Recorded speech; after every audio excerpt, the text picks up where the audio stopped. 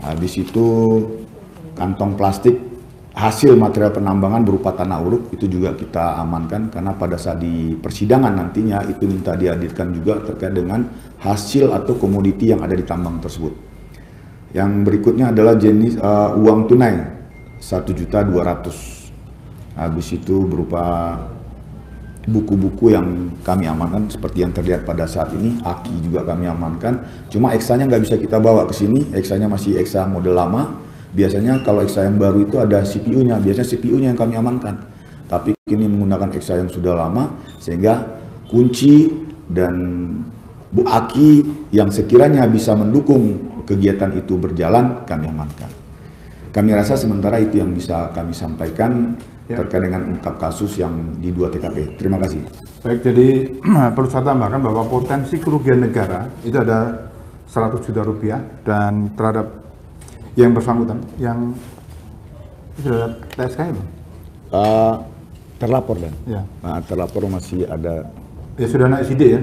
Nah ini sudah ya, siap. Ya, sudah naik sidik, dan yang bersangkutan ini akan kita kenakan pasal 158 Undang-Undang Nomor 3 Tahun 2020 perubahan atas Undang-Undang Nomor 4 Tahun 2009 tentang pertambangan mineral dan batu bara, sebagaimana telah diubah menjadi peraturan pemerintah pengganti Undang-Undang Nomor 2 Tahun 2020 tentang Cipta Kerja, dengan pidana penjara paling lama 5 tahun dan denda paling banyak 100 juta rupiah, 100 miliar.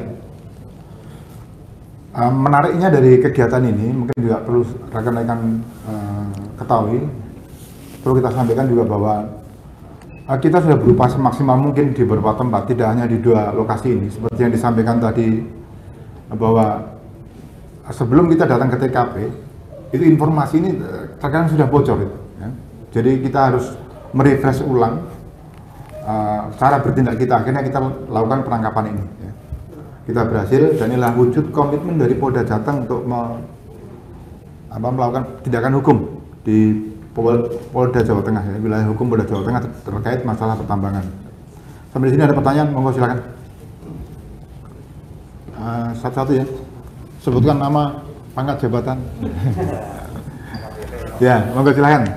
Dari media mana Mas? Iwan Arifianto dari Tribun Jateng. Tadi kan sempat ini kan operasi terendus oleh ya, oleh pelaku seperti itu. Ketika petugas di lapangan pada saat terendus itu, apakah ditemukan alat-alat berat atau aktivitas penambangan? Itu aja nanti. Ya, monggo. Baik, terima kasih Mas. Sebenarnya pada saat perjalanan kami sudah terendus. Jadi begitu kami sampai di Demak, informan kami yang ada di sana menyampaikan, Pak, balik kanan dulu, karena kayaknya ini tidak ada kegiatan. Jadi semua kegiatan pada saat itu tidak ada, kami balik kanan. Alat beratnya kami tidak sampai menyentuh TKP, Mas. Kami sampai di Demak itu balik kanan, kembali ke Mako, kami mapping lagi yang benar, kami siapkan semua, baru 3-4 hari kemudian kami informasinya dapat lagi, kami baru jalan. Jadi sebenarnya yang permainan-permainan sebenarnya ini kucing-kucingan mereka. Ya. Gitu. Oke. Satu-satu. Iya. Pak Eka nih. Selamat dulu buat Pak Eka. Punya anak lagi. Iya, monggo Pak Eka. Pertama, tahun lalu itu kan di Pemprov itu ada rapat koordinasi, ada tim yang kedua yang dibentuk untuk illegal mining seperti ini. Sesulit apa sih mengatasi persoalan tambang ilegal di Jawa Tengah sampai harus ada tim pertama dibentuk tim lagi, dan anggotanya juga saya lihat sama, itu aja gitu Bang. Nah itu yang pertama, dimana di situ di Reskrimsus jadi anggota di tim itu yang pertama. Yang kedua soal pengungkapan kasus di Pati dan Blora ini, dan di beberapa tempat itu kan juga masih ada laporan terkait penambangan ilegal. Sementara di Jawa Tengah hari ini juga banyak proyek-proyek strategis nasional, jalan tol segala macam. Apakah itu larinya ke situ dari penambangan ilegal itu, atau ke tempat lain. Terima kasih. Iya, terima kasih. Pertanyaannya tajam. Monggo, Pak. Baik, terima kasih Mas atas pertanyaan. Yang pertama saya jawab masalah pembentukan tim. Ya. Jadi pada saat itu memang kita bentuk tim dengan provinsi, kami tidak tertindaklanjuti. Ada beberapa kasus yang kami tangani terkait dengan tim pertama. Setelah itu pengembangan, sekarang masih ada lagi timnya, tim terpadu. Nah ini kami masih merencanakan apa kira-kira yang bisa mengantisipasi tidak terjadinya tambang ilegal. Kalau kita berbicara tambang ilegal, kami hanya penegakan hukum.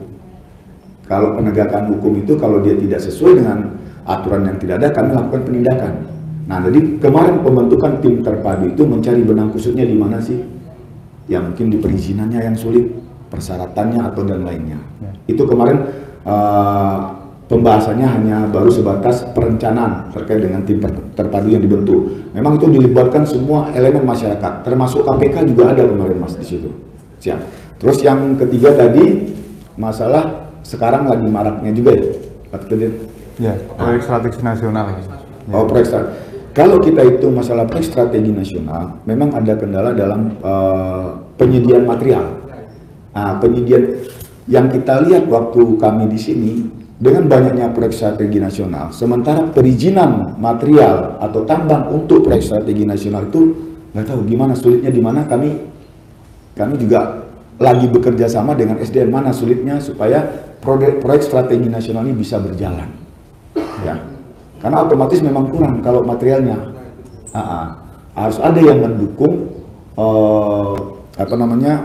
masalah ini supaya ini bisa lancar. Makanya ada sekarang itu namanya SIPB. Ya. Itu SIPB itu keluarnya adanya kerjasama dengan proyek strategi nasional. Izinnya itu cuma 3 tahun. Ya. Tapi kalau yang izin yang biasa itu bisa sampai 5 tahun. Nah, kalau proyek strategi nasional ini kita lihat bisa, misalnya dia bisa selesai 3 atau di bawah 3 tahun, ya bagus, kita sarankan dia menggunakan SIPB. Ya, surat izin pertambangan bebatuan. Jadi itu bisa cepat prosesnya, namun nggak tahu kendalanya di mana sekarang, kok itu bisa sulit juga keluar izinnya, karena masih ada administrasi yang perlu, setelah SIPB itu selesai, masih ada administrasi yang perlu dilengkapi. Oke, ya, cukup ya. Jadi intinya adalah bahwa Polri, mungkin kemarin ada beberapa pemberitaan di Cilacap gitu kan, terkait masalah kriminalisasi. Ini perlu kita tegaskan kembali bahwa Polri mendukung proyek strategis nasional. Tidak ada kata itu. Jadi tolong dipisahkan antara penegakan hukum dengan, jadi kita khusus dalam hal Penegakan hukum. Dalam hal Minerba ini kita membangun penegakan hukum. Jadi kita harus pisahkan antara penegakan hukum dengan proyek strategi nasional. Mau silakan lagi. Angling enggak kamu, Ling? Biasanya kamu, Ling? Ya, Angling, mau silakan. Ya.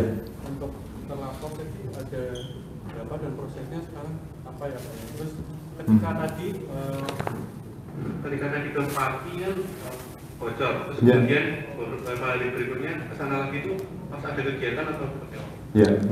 Baik, terima kasih. Untuk terlapornya ada 2, ini kasus baru naik sidik ya Mas.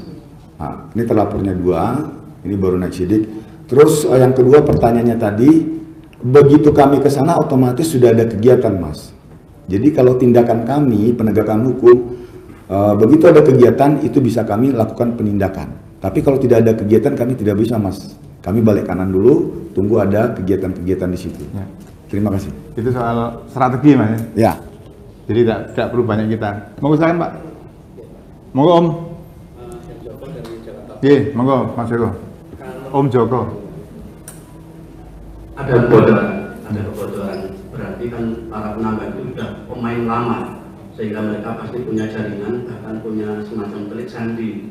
Nah, apakah dari Polri bisa mengungkap telik sandi itu dari sisi mana, sehingga mereka bisa tahu kegiatan Polri? Terima kasih. Oke ya, jadi itu salah satu strategi kita Pak ya. Ke depan kita akan lakukan itu Pak. Ya. Saya kira cukup. Monggo San. Dari RRI ini. Ya, RRI monggo. Pelaksanaan tambang itu kira-kira sudah berapa lama itu berlangsung? Yang di mana? Yang di Pati. Oh yang di Pati. Kalau siap. Iya. Kalau yang di Pati 6 bulan, Mas. Siap. Beda cukup lama ya. Iya. 6 bulan, tapi itu pun kucing-kucingan ya. Kucing-kucingan. Ya. Karena komoditinya tadi kita lihat tanah uruk, Mas. Ya. Tanah merah itu. Jadi tidak hanya di Pati, di beberapa tempat pun juga seperti itu. Siap. Yang lain dah? Ada lagi? Jadi dari kompas.com Oh iya, monggo silahkan. itu lahan yang digunakan di Pati sama Blora berapa hektar, dan itu yang di Blora belum disebutkan sudah berapa bulan itu aktivitasnya, dan pertanyaan yang kedua, kira-kira keuntungan dari para penambang ini berapa? Mungkin ada hitungan per bulan atau sekian tahun gitu. Dan yang terakhir, apa dampak kerugian yang dialami oleh warga sekitar? Apakah ada temuan misal soal pencemaran atau apa gitu? Banjir kan itu Ya. ya. Monggo. Silahkan. Ya, kalau selama ini lahan-lahan yang begitu mereka gunakan untuk tanam sawah itu loh, Mas. Jadi bukit diratakan, tanahnya dijual, dijadikan nanam sawah. Makanya mereka mainnya berpindah-pindah. Kayak yang 6 bulan ini, yang tanahnya diuruk, kadang dibuat perumahan, ada yang seperti itu. Kalau daerah-daerah Pati, yang daerah tanah uruk. Nah, kalau harganya, itu tuh sebenarnya harganya nggak mahal, Mas. Satu mobil itu, satu retase, satu truk itu cuma 85.000. Berarti kalau per kubiknya itu, kalau kita ngambil dari tempat 85.000, berarti per kubiknya, karena satu truk itu terdiri dari 8 kubik. Berarti supirnya menjual itu cuma 110. Makanya kerugian negara tidak terlalu besar ini, hanya 100 juta dalam rangka 6 bulan tadi kegiatan mereka. Sama dengan yang di Blora. Blora itu juga tidak lama, sekitar 4 bulanan. Jadi kerugian negara kerugian negara itu hanya 100 juta. Ya. Siap. Ya. Cukup ya? Ada lain? Ya? Luas area. Gunung yang ada di Pati ya? Gunung yang ada di Pati. Oh, luasnya? Ya, kalau luasnya kira-kira 4 hektar, Mas. 4 hektar ya? Iya, 4 hektar. 4 hektar. Pak, tadi kan untuk tanah uruk Pak ya, kalau yang di sungai itu Pak? Kalau sungai udah lain lagi, Mas. Itu kan komoditinya beda. Komoditinya pasir apa bebatuan. Ya. Jadi kalau kita komoditinya kan ada tanah uruk, ada pasir, ada bebatuan, sertu. Nah, yang kami amankan ini adalah tanah uruk. Gambaran aja Pak, perbandingan mungkin kalau tanah uruk situ itu berapa? Itu paling 300-an, Mas. 300. 385. Jadi komoditi yang paling rendah itu adalah tanah uruk. Ya.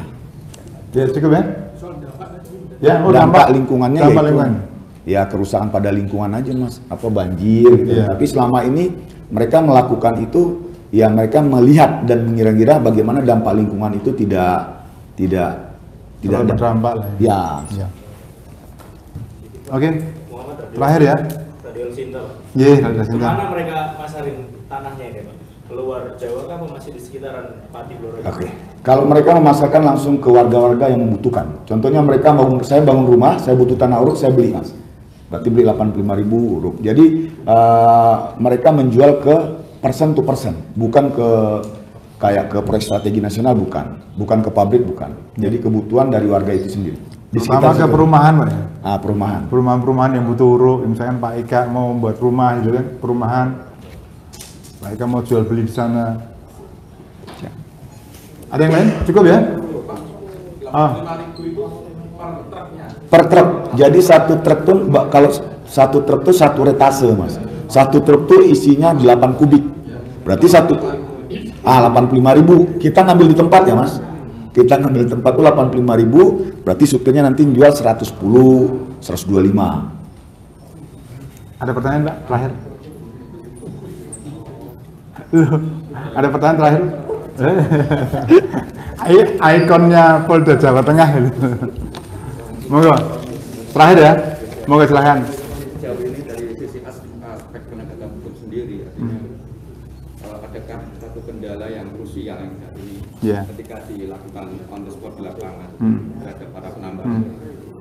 Adakah kendala yang krusial? Ada kendala krusial enggak dari rekan-rekan para Tidak ada, Mas. Tidak ada ya. Kami berharap hanya di sini dari fungsi terkait mempersiapkan apa yang menjadi hak daripada penambang itu seperti perizinan. Itu benar-benar ditata. Kami berharap itu aja. Dari kami penegak hukum, mereka ini nambang sekiranya bisa mempunyai izin. Jadi tenang mereka melakukan penambang. Tapi selama ini ada kesulitan, saya tidak tahu di mana. Secara umum tidak ada kesulitan secara krusial ya, Ya, untuk rekan-rekan para penyidik. Saya kira cukup ya. Terima kasih atas kesempatan rekan-rekan, para rekan-rekan media yang gagah berani pada siang hari ini. Terima kasih. Assalamualaikum warahmatullahi wabarakatuh. Waalaikumsalam.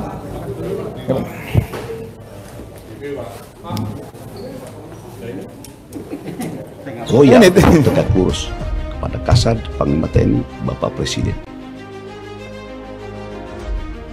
Percaya, jangan ragukan kami, Kopassus.